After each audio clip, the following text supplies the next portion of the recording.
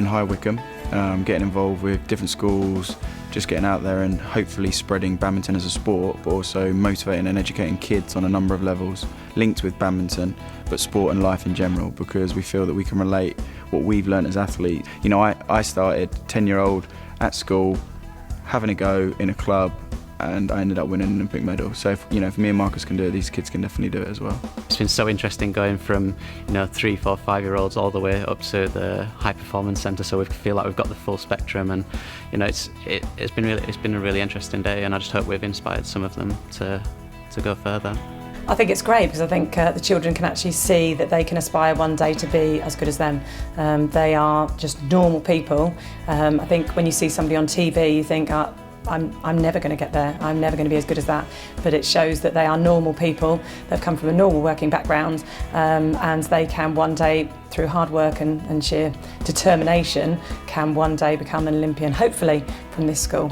So it was really inspirational to meet Marcus Ellis and Chris Langridge, because it was nice to meet Olympians. It was quite inspirational.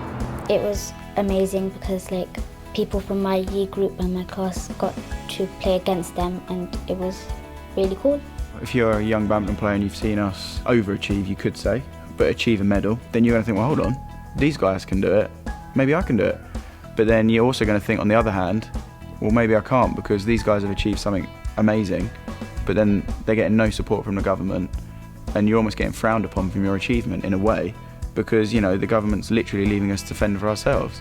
I really do think without the UK sport funding, it gives the younger generation very little opportunity and chance to really make it to the heights that we have done in the the last few months, which I don't think is fair. I think they do deserve the opportunity to do that, especially given what we've just achieved.